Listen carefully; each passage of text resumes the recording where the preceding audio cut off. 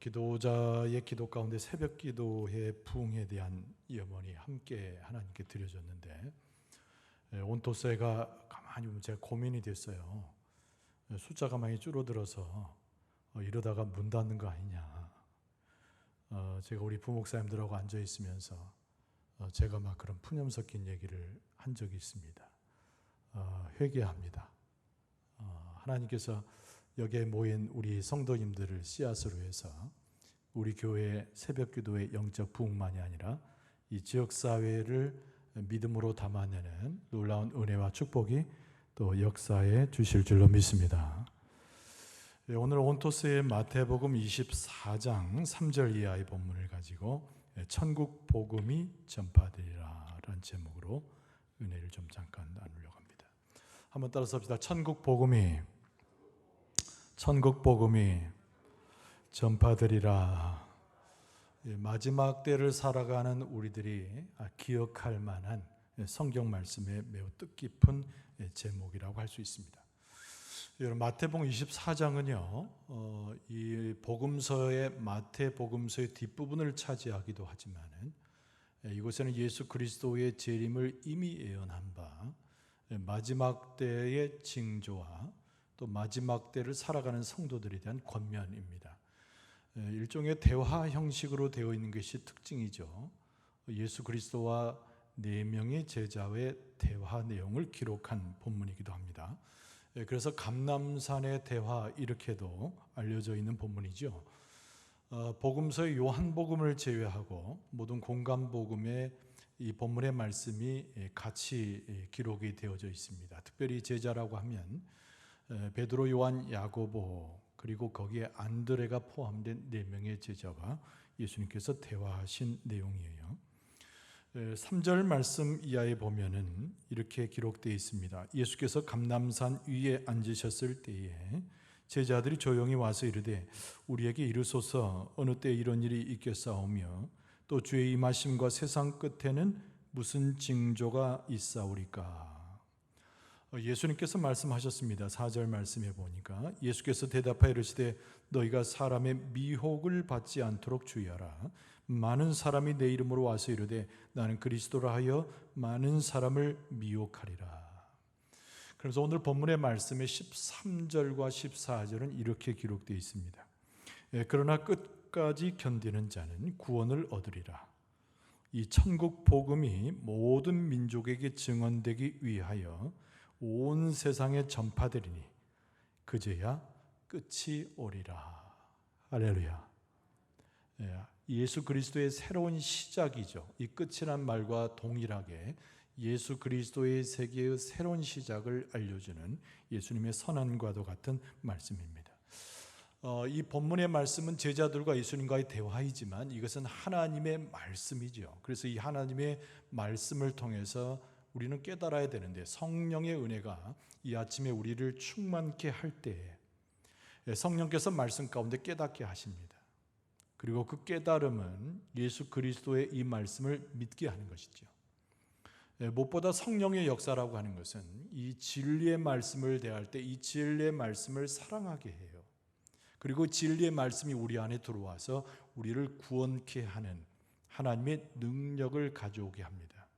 근데 무엇보다 성령의 역사 중에 매우 중요한 것이 뭐냐면 하나님의 말씀이 우리 안에 들어올 때 우리의 마음과 우리의 삶이 변화된다는 겁니다. 성령께서 이 말씀을 통해서 예수 그리스도의 말씀을 떠올리게 하고 성령께서 이 말씀을 통해서 하나님이 주시는 명령의 말씀을 우리 안에 새롭게 하는 것이죠.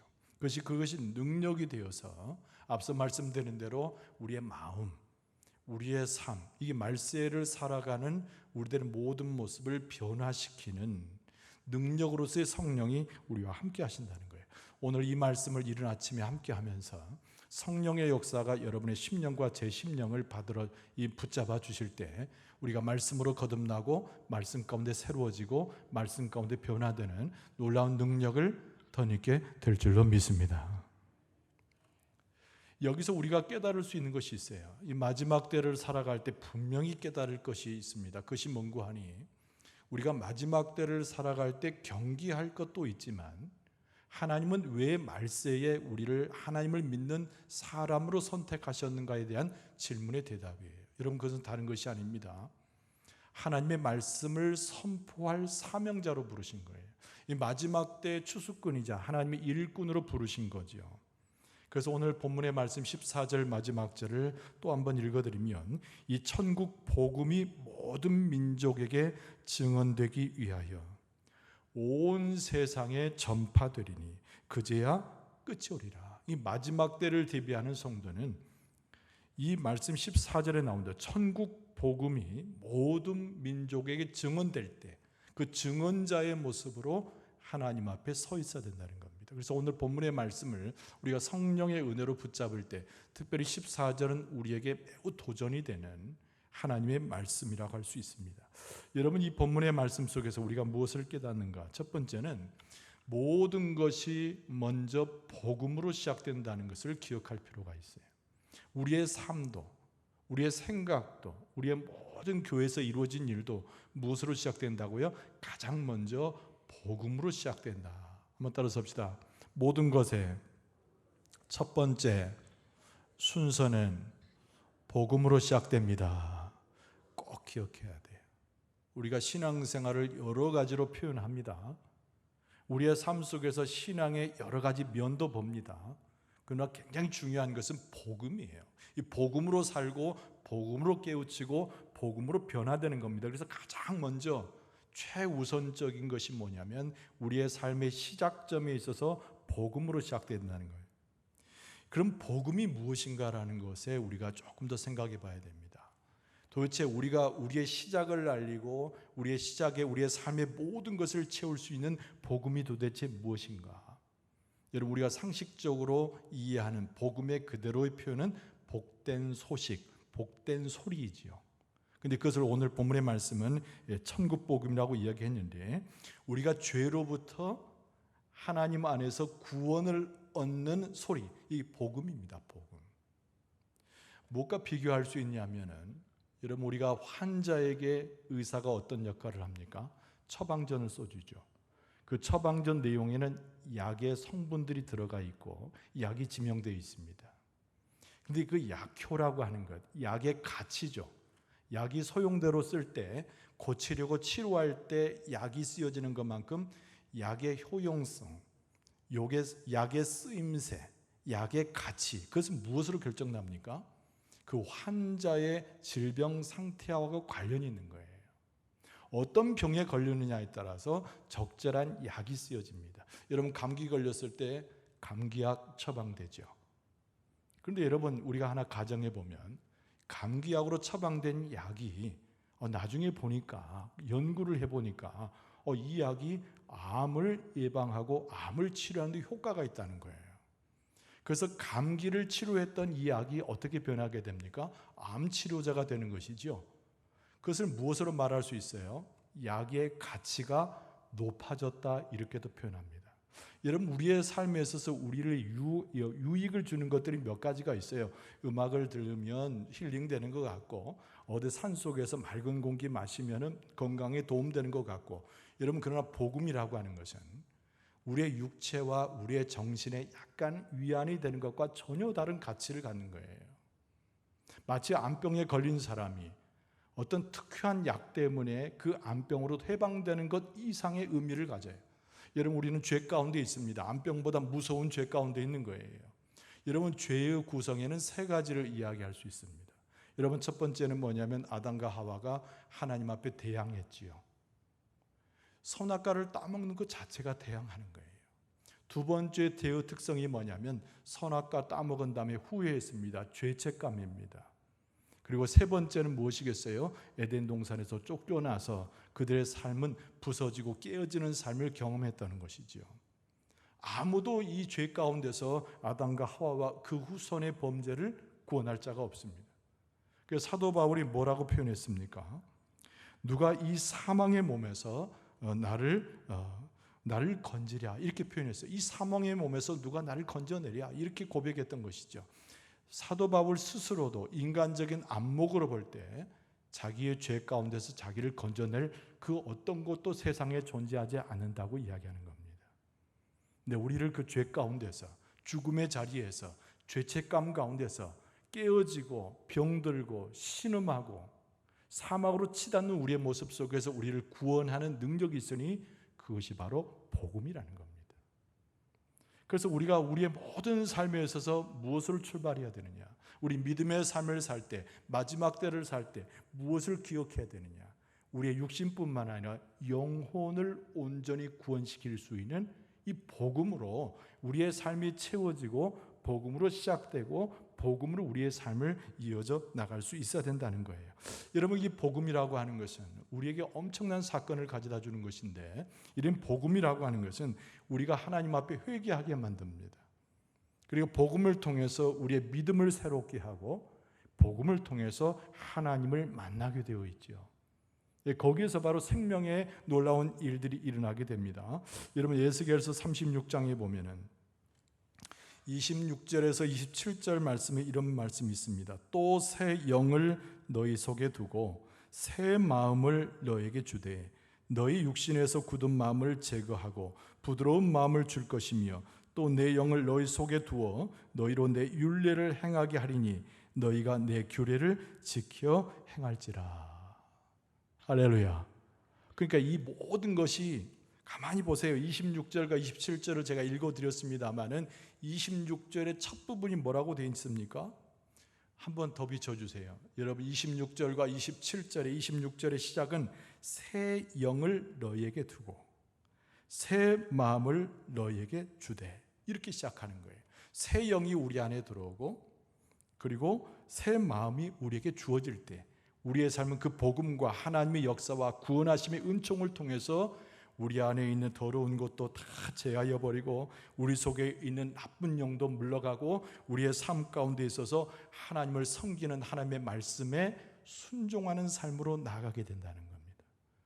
여러분, 복음은 복된 소식이어서 우리를 구원하는 것이로되 우리의 모든 삶을 고치고 우리의 삶이 하나님께 합당한 삶이 되도록 우리를 이끌어 주시는 하나님의 선물이자 은혜이자 능력인 줄로 믿습니다. 우리가 마지막 때에 반드시 기억할 것은 이 복음이에요. 복음. 이 복음을 소유하고 복음 가운데 우리의 삶을 살아갈 수 있어야 됩니다. 자, 그런데 아까 제가 무슨 말씀을 드렸느냐면 이 마지막 때에 우리가 그냥 마지막 때를 지나가는 것이 아니라 하나님께서 우리를 부르시고 뭔가를 사용하신다고 그랬죠. 그리고 그때는 사명 얘기를 제가 아까 말씀을 드렸어요. 하나님께서는 이 복된 소식인 복음을 누구를 통해서 전하기를 원하시는가? 그 근본을 이해할 필요가 있습니다. 여러분, 가만히 생각해 보세요. 하나님께서 누구를 사용해서 복음을 전할 때 가장 효과적일까요? 우리가 하나님 입장이라면 누구를 선택하겠습니까? 자, 예수 그리스도는 하나님이시니까 자, 하나님 말고 누구? 천사를 선택해야 되겠죠. 천사는 영적인 존재입니다. 하나님의 메시지를 전하는 메신저입니다. 하나님의 사자입니다. 천사를 많이 거느려 가지고 복음을 전하면 얼마나 효과적이겠습니까? 그런데 우리가 성경 전체를 볼 때 천사를 복음의 일꾼으로 삼았다고 하는 구절이 전혀 등장하지 않아요. 천사를 내세워서 그들로 하여금 예수 그리스도의 복음을 증거하겠다는 구절도 등장하지 않습니다. 짤막짤막하게 하나님의 말씀을 전하는 사자의 역할을 했지만, 그럼 누구를 통해서 하나님께서는 복음을 전하기를 원하셔요? 마지막 때에는 하나님 당신이 선택하고 사랑하는 여러분과 저를 선택하여서 예수 그리스도의 복음을 증거하기를 하나님께서 원하시는 줄로 믿습니다. 왜 그럴까요?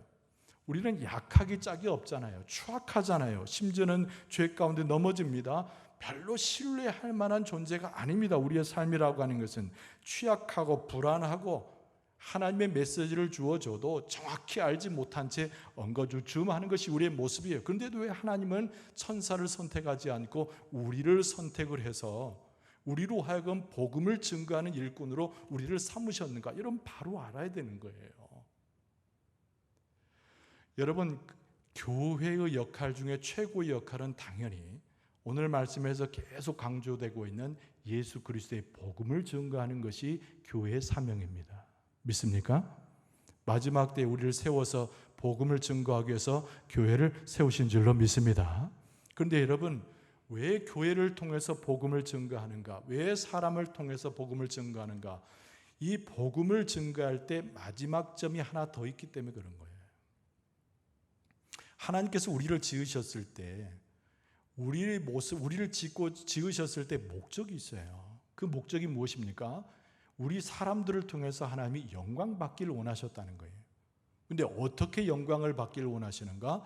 하나님을 찬미하고 하나님께 영광을 돌리고 하나님께 예배를 드리는 것으로 하나님께서 영광 받기를 원하시는 줄로 믿습니다. 그래서 천사들은 당연히 하나님을 찬송하게 돼 있어요. 원래 그렇게 되어 있어요. 영적인 존재이기 때문에. 근데 사람은 타락했습니다. 하나님을 대항했습니다. 멀리 떨어졌습니다. 근데 복음을 통해서 새로워지는 구원받은 사람은 항상 뭘 하게 되어 있는가? 하나님께 예배하게 되어 있는 거예요.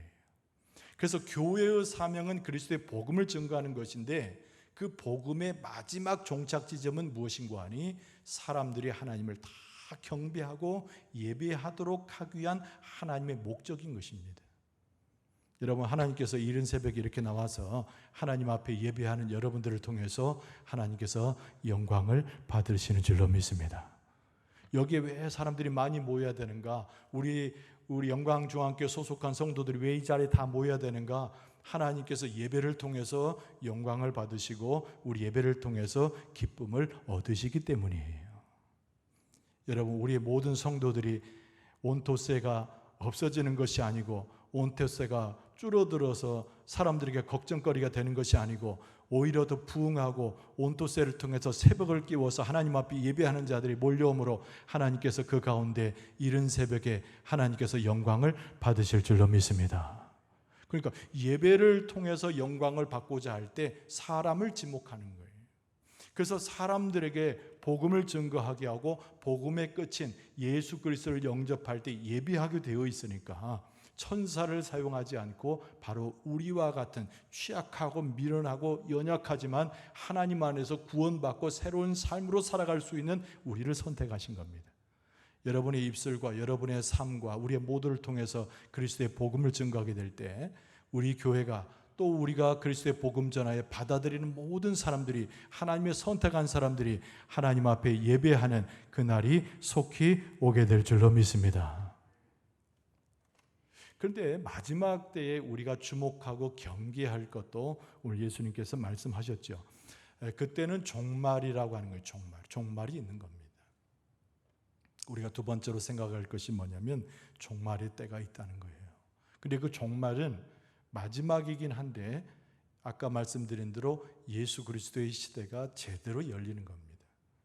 그 육신의 시대는 마감되지만 하나님의 영적인 시대, 하나님의 새로운 천국의 시대가 열려지는 거예요. 그래서 오늘 복음 앞에 천국 복음 이렇게 명칭하고 있는 겁니다.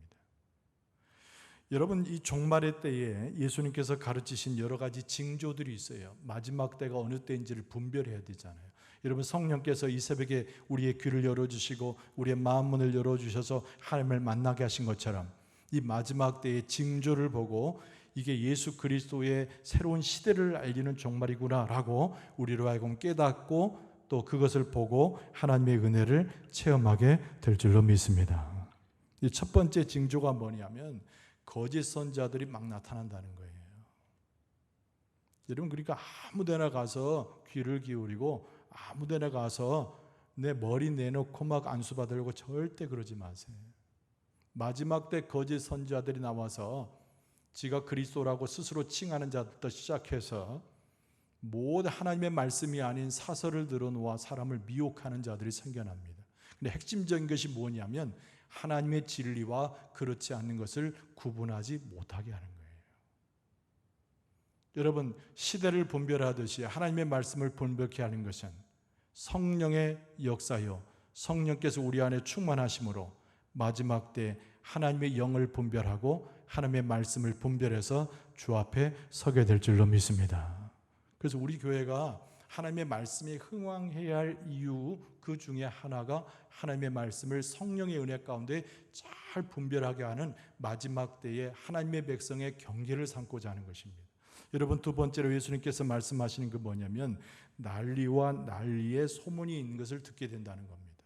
전쟁도 일어나고 기근도 일어나고 지진도 일어나고 온갖 일이 발생하는데 여러분, 그 정도의 희생되는 규모라고 하는 것이 현재 인류의 숫자만큼이나 많은 사람들이 죽어져가고 깨어진다는 거예요.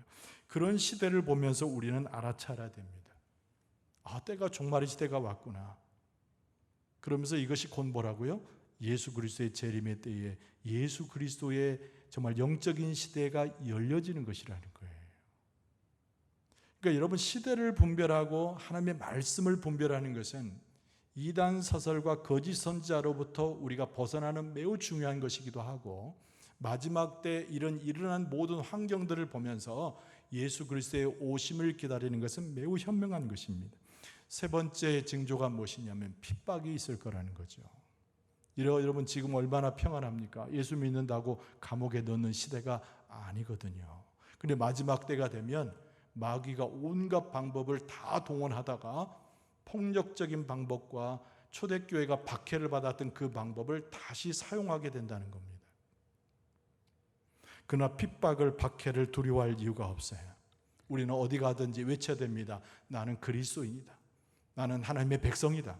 나는 성령의 사람이다. 하나님의 말씀을 지키는 파수꾼이다. 나는 말씀을 전하는 자다. 말씀 가운데 확신하며 내가 혹시 죽어도 나는 천국에 갈 수 있음을 확실히 믿는다. 할렐루야. 이게 핍박과 박해를 넘어가고 극복하게 하는 하나님의 백성의 매우 중요한 믿음의 고백인 거예요.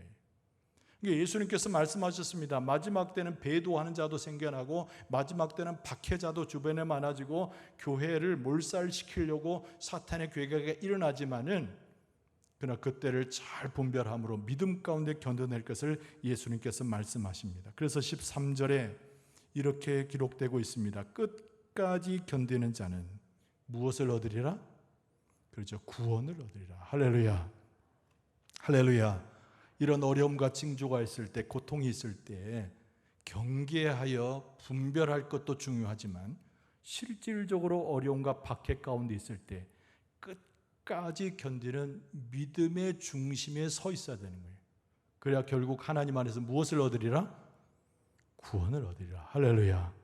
우리 교회 모든 성도는 어린아이까지 포함해서 한 사람도 빠짐없이 하나님께서 말씀하시는 구원을 이루는 하나님의 교회가 될 줄로 믿습니다.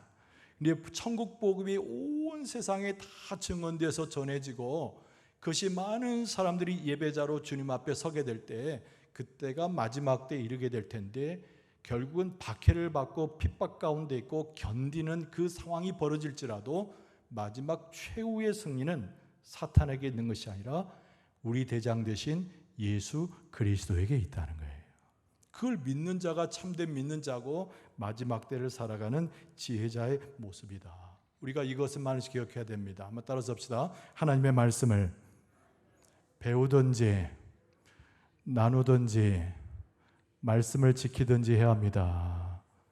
이 하나님의 말씀이 매우 중요한 거죠. 그래서 하나님의 말씀을 배워야 돼요. 그래서 여러분 예배 가운데 나와서 여러분 듣는 말씀을 배우고 성경을 계속 여러 번 읽으면서 말씀을 배우고 그 말씀이 우리가 배우고 익히면 우리의 심령과 삶을 지켜냅니다. 세상에 있는 학식은 잠깐 사용될지 몰라도 영원한 것이 될 수 없어요. 능력도 없습니다. 잠깐 있다가 없어지는, 시대를 따라서 달라지는 것이 지식이에요. 그러나 하나님의 말씀은 영원한 것이어서 우리에게 능력을 주고 우리에게 힘이 되고 구원하는 하나님의 능력과 권세가 되는 줄로 믿습니다. 그래서 말씀을 계속 먹어야 돼요. 말씀을 계속 내 안에 가둬둬야 됩니다. 근데 그 말씀을 나만 갖는 것이 아니라 나눠줘야 돼요. 자녀들에게 나눠주고 이웃에게 나눠주고 우리가 예수 믿으라고 권고하는 복음을 전파하는 것이 다 뭐냐면 예수 그리스도의 말씀을 나누고 선포하는 것이죠. 그리고 그 말씀대로 살아가는 거예요. 그 말씀에 순종하는 거예요. 이것이 마지막 때를 살아가는 하나님의 백성의 모습이다. 진정 우리 시대는요, 우리가 좀 경계해야 됩니다. 평안하다, 평안하다, 안전하다, 안전하다 그렇게 말하지 말고 마지막 때는 경계를 해야 되는 거예요. 마지막 때를 살아가는 성도로서 깨어 있어야 됩니다. 두 가지만 말씀드립니다. 첫째는 말씀 위에 굳게 서야 된다. 두 번째는 천국 복음을 선포하는 하나님의 백성으로 서야 된다. 그것이 우리의 사명이에요. 그것이 마지막 때를 살아가는 하나님의 백성의 진정한 태도입니다. 이 새벽에 이 말씀을 같이 하고 있는 우리는 하나님의 사명자로 세워지게 될 줄로 믿습니다. 하나님께서 뽑으시고 인도하시는 마지막 때 구원받는 자로 하나님께서 우리를 불러주실 줄로 믿습니다. 다시 한번 주의 말씀이 깊이를 더해서 경계하라 하신 예수님의 말씀을 새기고 우리가 다시 한번 사명자로 주 앞에 서되 복음으로 살아가고 복음을 증거할 수 있는 여러분과 저의 모습 되어줄 수 있기를 주의 이름으로 축원합니다.